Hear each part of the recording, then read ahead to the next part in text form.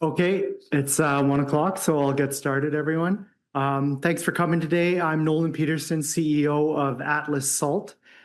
We are developing the Great Atlantic Salt Project on the west coast of Newfoundland. The screen here shows this is green, but it's supposed to be blue, so some of the color may be off on the presentation. Just keep that in mind. So our salt is de-icing road salt. So think about the salt that we put onto our streets in Toronto, Northeast United States, Eastern Canada, Ontario, Quebec, the Atlantic provinces. It's a road safety issue. The major customer is municipalities, governments, departments of transportation. It's strong, steady demand. It's a stable commodity. The price tends to go up year over year, slightly, but you don't have volatility that you have in other markets. And we'll talk about all of this in a second. We will be developing North America's first new salt mine built in nearly 3 decades once we're in operations. And there's a reason for that. But to set the table, a lot of people can't really conceptualize how to define a salt mine, right? We have over 1 billion tons of salt, saleable salt, in our resource and reserve defined by drilling right now. So this is not speculative. This is salt that is there and it exists. And if you were to convert that to a dollar value, that'd be over $100 billion of in situ salt. So we're not talking about a small operation by any stretch of the imagination. So this is the high-level points of the project. The first question I get asked is, Nolan, if salt is so great, why are we here? Why hasn't there been a new salt mine built in the last 30 years in North America?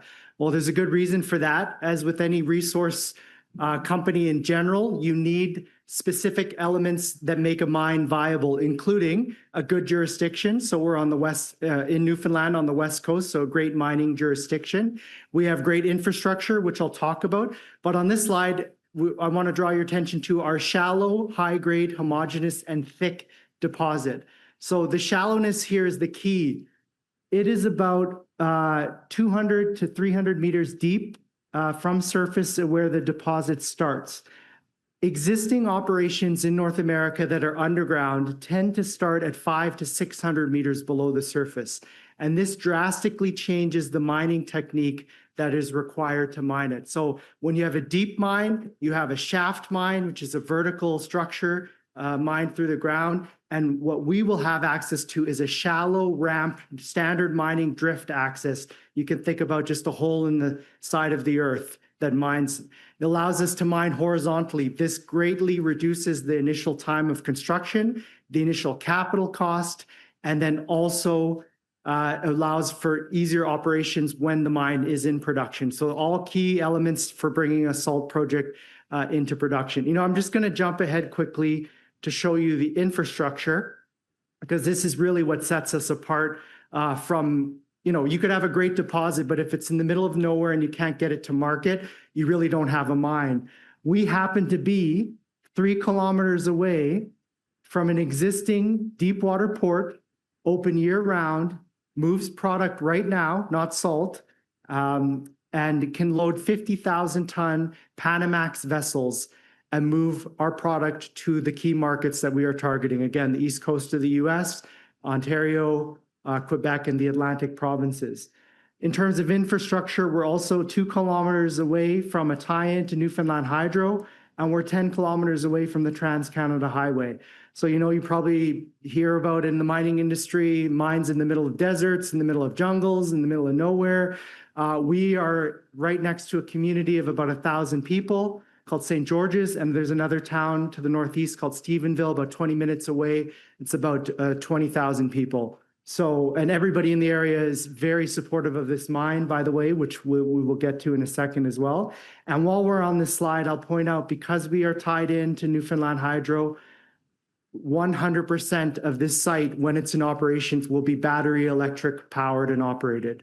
So essentially zero greenhouse gas emissions at this mine site when it's in operations. How many mines can say that globally? Very few, if any, especially at the scales that we're talking about. I'll jump back to the main slide here.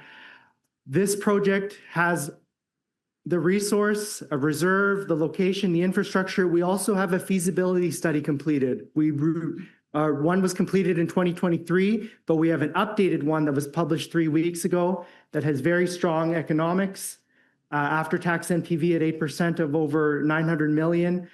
Internal rate of returns on here is to 21.3% for an industrial mineral. These are very attractive numbers. And this is the big kicker, 188 million dollars Canadian after-tax free cash flow for the entire mine life, which is 25 years on average. So 25 years every year. Not only that, but we have another potentially 50 years in resource. That's the nature of salt deposits, is that they go on endlessly. Some of the salt mines globally and some in Canada have been operating for hundreds of years and are expected to operate for hundreds of years as well. So you get over the initial hurdle and you're looking at a coupon payment year after year in perpetuity, long after everyone in this room and I are long gone. Now, what also holds up a lot of mines, you have a great resource, you've demonstrated economic viability. Okay, now we got to get it permitted. We got to get it approved. That's behind us as well. Last year, an EA was completed on this project and was released. It took 2 months from submission to receipt in the mining industry in a Canadian jurisdiction to receive that EA permission to start. We have early works permits in hand and we can start construction immediately. We actually completed a raise yesterday to the tune of $8.7 million that will allow us to act on that early works program and start construction. So we're really getting the ball rolling very quickly on it right now. So it's a perfect time for everybody to hear about the story. Let's talk about the salt market. I think I've intrigued you guys a bit. Now you're probably wondering, okay, what do I know about the salt market? Salt is a global industry. It's used in many applications. Every country on earth uses salt, but the interesting thing is that the markets are very regional, right? Because you're moving a bulk commodity, shipping and logistics become the barrier to moving product globally. So we're talking about North America in specific, and then the de-icing salt market. Now, I will also point out that our product could potentially be used in other sectors that are higher margin, but for a feasibility study, you want to establish a solid baseline. So we did de-icing salt, the most conservative bulk market with the lowest margins. And basically, if we can make it in this market, we can make it anywhere. So that's our baseline. What you can see is the average price of rock salt in the US, which closely mirrors de-icing salt, tends to go up year over year. There's some volatility in seasonality based on weather, but it is for the most part recession-proof. It ignores economic conditions. The only thing that creates it, makes the price go up significantly is when you have a bad weather season, and in a warmer winter or a standard winter, the price just goes up 1 or 2%. What underpins all this, and is the most interesting thing, is that North America currently does not make enough salt in the de-icing sector or across all sectors, and has not made enough salt for at least the last 30 or 40 years. And why is that? Because local production is very high cost. These mines are 30 plus years old. They have logistical challenges as well, right? Because they are inland or built near major cities, but then really can't support a market more than 100 miles in radius. And so that means that we have had to import salt primarily from Chile and Egypt to the tune of 8 to 10 million tons per year, which is about a third of the de-icing road salt market year over year. These guys have an advantage on production costs, but their barrier is, of course, shipping. But even so, we don't make enough salt, so that shipping barrier allows them to be competitive here. What we offer is the strategic location and our low cost of operations. We're in the lowest quartile or quintile, actually, of salt production costs at the mine site globally, and we are cheaper to ship salt than foreign production because we can do it in 20% of the time and less than that in terms of cost. We can put product here flexibly to major ports, major cities up and down the St. Lawrence and on the East Coast. So our first goal will be to displace foreign production of salt and be competitive with local producers as well, eventually. And I will also point out that in tying with the green angle of this project, by displacing foreign production, we displace a significant amount of greenhouse gas emissions from bulk shipping as well. Newfoundland is a great mining jurisdiction. I'm sure many of you who follow the resource sector are familiar with these names, so we would be an addition there. There are no other publicly traded salt producing development companies at the same stage as we are, so there's no other mines on the horizon. Again, if you're wondering why that is, you have to have the location and you have to have the resource. In many ways, the location is much more important than the resource, because you could have a great resource in the middle of Nebraska or Iowa, but you're not going to be selling it to anybody. The mine is modeled, so this talks about our updated feasibility study, but I also want to point out it's modeled off of a proven salt mine recently built in Ireland called the Kilroot mine, so follows a similar design elements. We updated the feasibility study. Again, 3 weeks ago, we published the results. The 43-101 will be coming out within the next couple of weeks. We increased production by 60%, shortened the mine life, but remember, this does not have a meaningful impact on value, because in theory, we can produce, or we can move forward the resource into production earlier. Increased the NPV by 66%, lowered the life of mine average prices, and the CapEx only increased by 22%. So we also incorporated feedback from the EA process, which was in 2024, and ultimately investors can be confident that they're investing in a much more de-risked mine with significant improvements in asset value as well.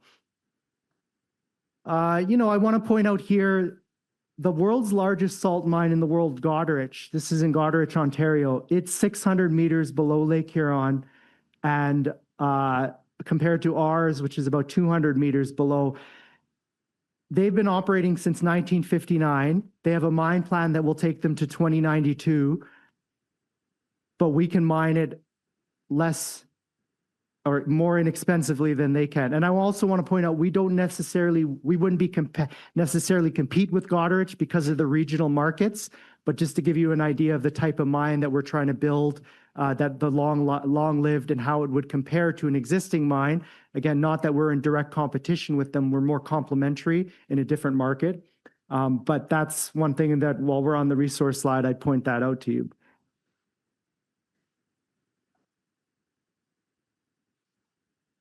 Correct. Yeah.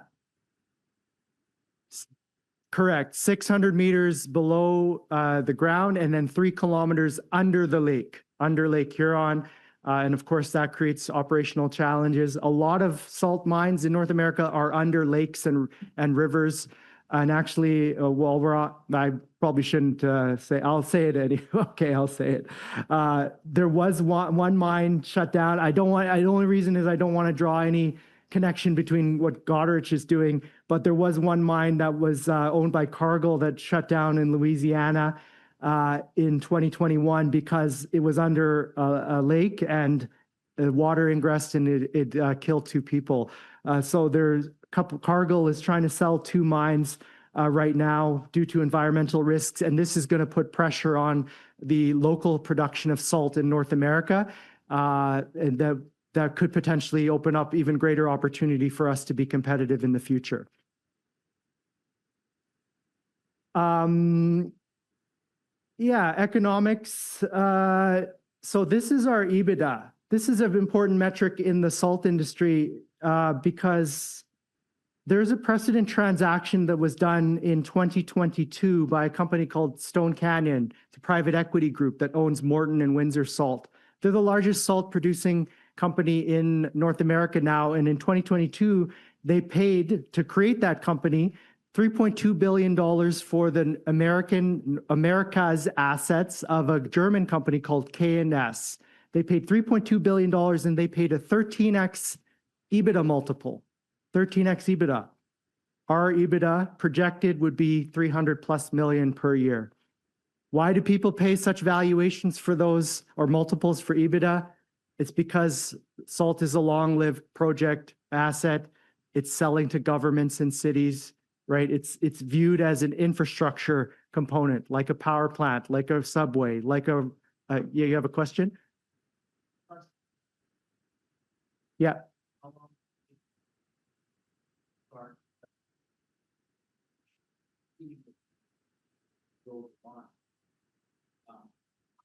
When do you expect to start producing?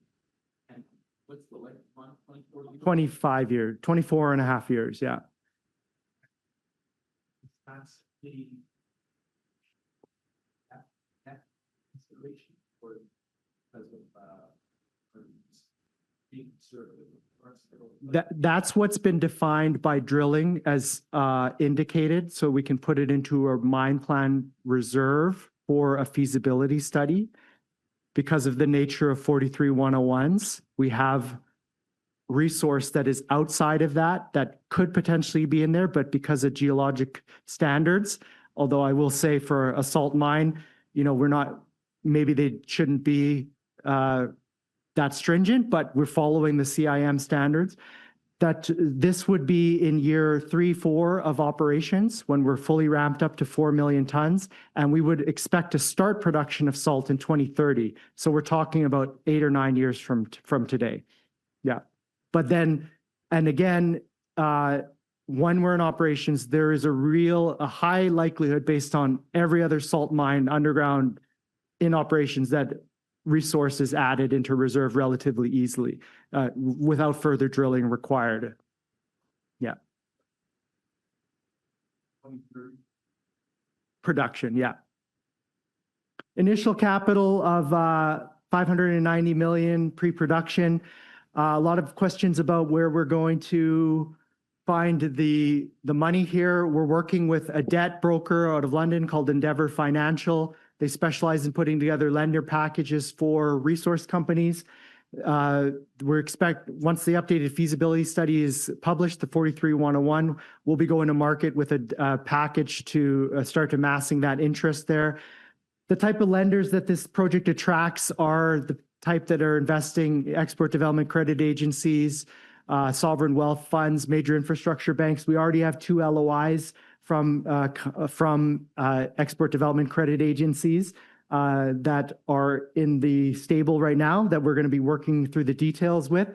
And then on the equity side, we're working with some of the banks and brokers and getting our presence known on the street, Bay Street, Wall Street, Howe Street, to raise the equity financing for the necessary for the project. We'll talk about the corporate side in a second as well. Some numbers you can go through. I won't bore you with the details, but just highlights how we improved the numbers from the FS to the UFS and how attractive our margin is, right? We're looking at a 60 to 70% margin at the mine, which, you know, many of our competitors in North America are at the 10 to 20% range, right? Because they're operating at the high end of the cost curve. This just shows how we improve production. I won't dwell on this slide too much, but you can see how this has a significant impact on improving the cash flows. This is just a nice view of the site. This is where the drifts come out from underground, cross over in a transfer at the surface, take it to the conveyor, and then take it to port. What I want to point out here, though, is no giant waste rock piles, no tailing storage facility, no water retention ponds, no cyanide use, no diesel use, no explosives use, no processing plant that's done underground. It's just a nice, clean, small footprint site. All of the major workings are done underground in a clean operation. We have studies that show internally or third-party studies that we commissioned that show the impact on the local community, very positive tax benefits, as well as over 200 long-term jobs. Remember, these jobs will be around for decades. West Coast of Newfoundland has a very active labor market that goes into already sends people off to other jurisdictions for work.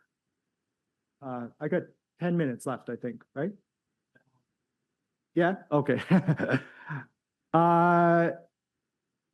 Yeah, let's just talk about this briefly. So this stock was it had a market debut in 2019 and it ran up to $4 during COVID. A lot of crazy stuff happened during COVID. It's retraced since then. And I joined along with my CFO. We're both relatively new. We joined in June of this year. So we've been at this for 4 months. The chart has started to improve. We've returned interest to the story.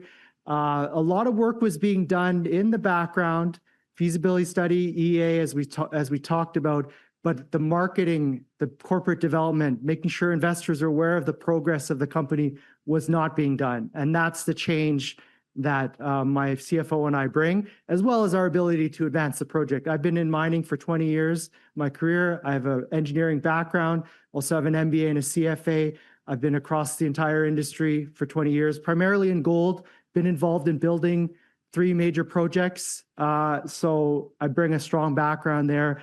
That's what attracted me to this project, the ability to build it, but also the understanding of the capital markets to make sure that the awareness is there and we have the strength and the stability to build it. Last thing I'll point out, this slide is out of date again because we just finished a financing yesterday.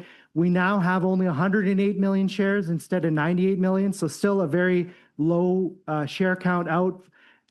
Net cash is about 9.5 to 10 million now instead of the last Q2 number. Even including the deal yesterday, no warrants overhanging or outstanding on the company at all. Not a single warrant. We did the deal yesterday with no warrants. Very important for this company. Our belief is we have strong momentum here. We don't need to chew through warrants and slow ourselves down. And we have a clean balance sheet. We have over 40% insider ownership. So we believe as the market starts to understand what we are working with here and we start to build momentum with our early works construction program, we start to get some of these financing packages secured. We brought in a first strategic investor. This is somebody who's investing now because they want to see this mine built. They're confidential at this moment in time, but that first investor came in yesterday as well. Obtain remaining permits for the more detailed construction and operation, and then signing additional offtake and equity participation agreements. That's where I'm done. If you have any questions, happy to answer. Go ahead. Yeah. $5 in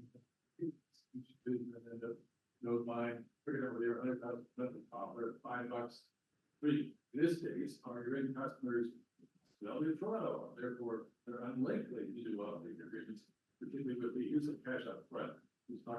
Yeah, so there is a lot of the salt producers in North America are vertically integrated. They do their own distribution, and then they're mining companies as well.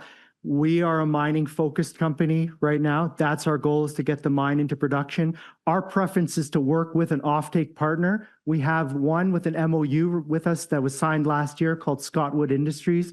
They're the largest distributor of packaged retail de-icing salt in the US. They have contracts and relationships with Home Depot and Walmart. They don't deal significantly in the bulk sector yet, but they could be a potential partner to expand into that. There's other companies, of course, that we could come to an arrangement with where we focus on what we specialize in, which is building mines, and they focus in on what they specialize in, which is the distribution of salt. So that's our first goal over the next 5 years. Our plan A, so to speak, is to have a nice, simple relationship, but we do have the option to create our own distribution network and the market to those municipalities directly. Go ahead.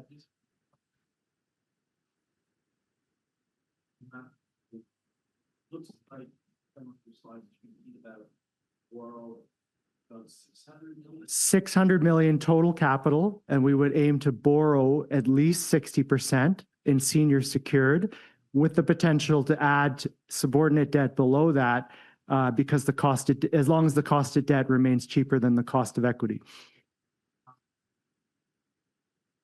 You're expecting that starting in 9 years' time, plan the mine will start in 2030. Yeah. That you're estimating 225 million a year EBITDA. Yeah. You would have some real investment. What price per ton are you basing the salt on? Basing on spot price today, average? So, yeah, so this shows the ramp up of our free cash flow from the first year production, which is really like a half year, to the second year of getting to full, and then by year 3 and 4, we're in full production. This dips because we're everything we need to bring the mine to full 4 million. The price that's set in our model is done by independent marketing studies that we commission, and it's based on today's price escalated at 2% per year to the future. Now, also on the cost side, all costs are escalated at 2% as well. So that's a different way of doing a financial model, but as long as you're including inflation on both sides, that's how the price is set and the economics are done as well. And that is the market for the last 60 years in salt. That steady ramp up slightly above inflation in terms of price. One more question, I think. Yeah.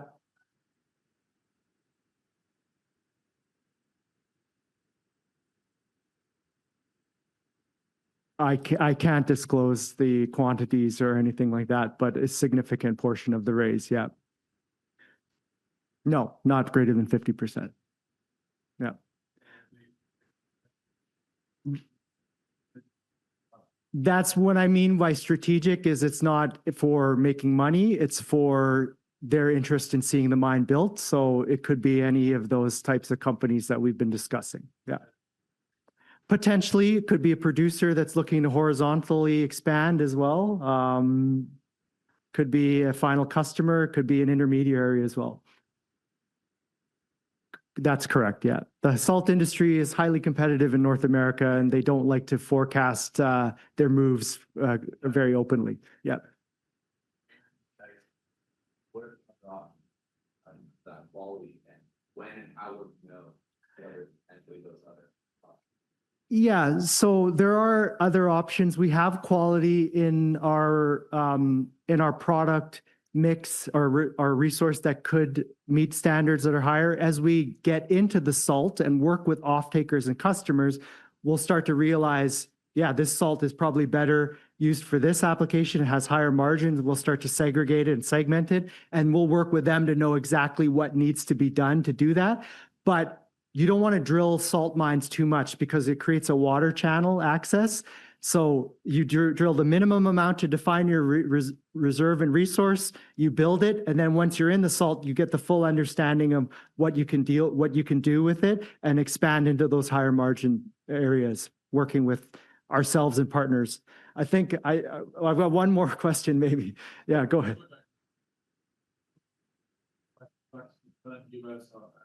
Yeah.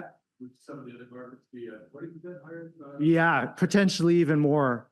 If you were to take, just sticking with retail de-icing, if you were to go to Canadian Tire and buy a bag of salt that you sprinkle in your driveway, work that back to the price of per ton, is probably close to $1,000 a ton, which is 10 to 20 times that. So some of these other markets definitely can get pretty high, but that's a premium product in retail, and it obviously requires upgrading and everything.